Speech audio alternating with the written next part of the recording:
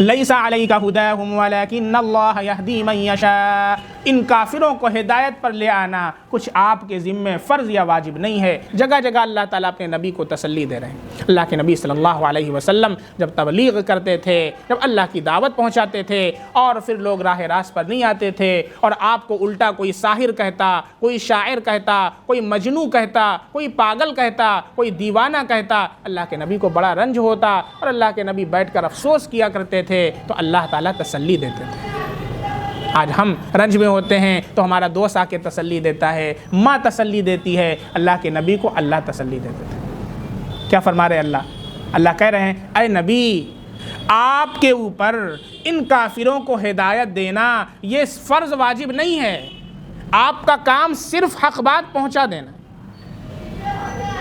یہ بہت اہم اصول ہے، جو بھی دعوت کے ساتھ ہے، جو مشن پر ہے، اللہ کے احکام کو بندوں تک پہنچا رہا ہے، ان کے لیے تسلی کا سامان ہے۔ ہمارا کام کیا ہے؟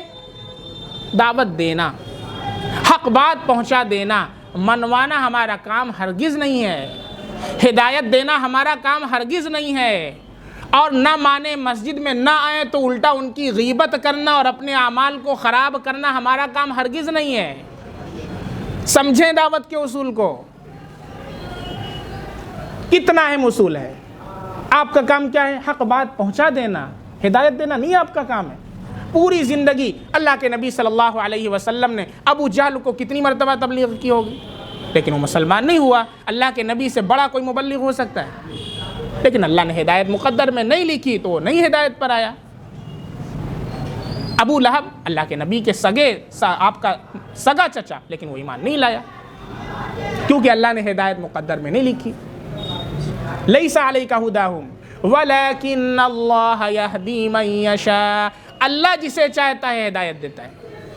آپ صلی اللہ علیہ وسلم کے چچا ابو طالب جب آپ چھوٹے تھے، کبھی پیدا نہیں ہوئے تھے، 6 مہینے پہلے آپ کے والد کا انتقال ہو گیا، آپ 6 سال کے ہوئے، آپ کی ماں کا انتقال ہو گیا، دادا آپ کی پرورش کرنے لگے، پھر اس کے بعد آپ 8 سال کے ہوئے، دادا کا انتقال ہو گیا، پھر چچا ابو طالب آپ کی پرورش کرنے لگے، اور جب تک چچا تھے ہر طریقے سے حفاظت کرتے، کفار سے حفاظت کرتے، اور کفار ان کی وجہ سے اللہ کے نبی کو برملا علی الاعلان تکلیف نہیں پہنچا سکتے تھے۔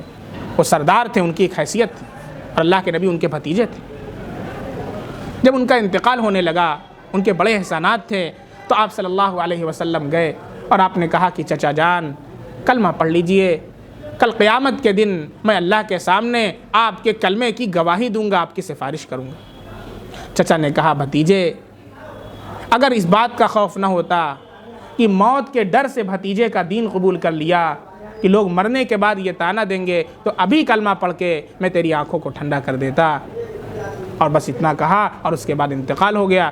اللہ کے نبی صلی اللہ علیہ وسلم کی آنکھوں سے آنسو جاری ہو گئے۔ اللہ نے قرآن کریم کی آیت نازل فرمائی، انک لا تہدی من احببت ولکن اللہ یہدی من یشاء وہو اعلم بالمہتدین۔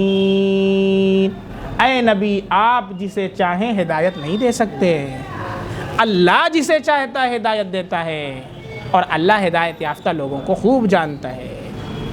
وہو اعلم بالمہتدین۔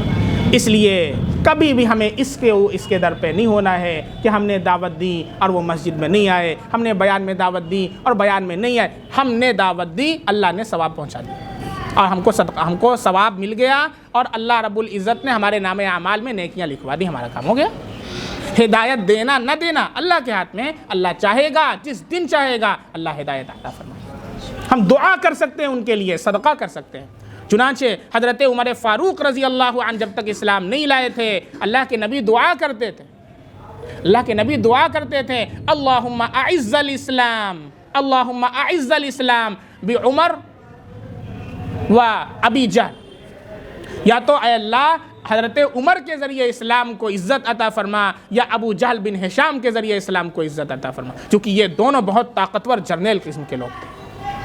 اللہ کے نبی دعا کرتے تھے، لیکن اللہ کے نبی کی دعا حضرت عمر فاروق کے حق میں اللہ نے قبول کیا اور ابو جہل محروم رہ گیا، اور حضرت عمر فاروق رضی اللہ عنہ جب آئے قتل کرنے کے لیے آ رہے تھے، لیکن اللہ نے جب دل بدلا ہے تو آئے اور مسلمان ہو گئے، کلمہ پڑھ لیا لا الہ الا اللہ محمد رسول اللہ۔ ہدایت کا ایک وقت مقرر ہوتا ہے، اس لیے ہمیں کبھی مایوس اللہ کی رحمت سے نہیں ہونا ہے، اپنے مشن کو برقرار رکھتے ہوئے اپنے کام پر لگے رہیں اور اللہ سے ہدایت کی دعا بھی کرتے رہنا۔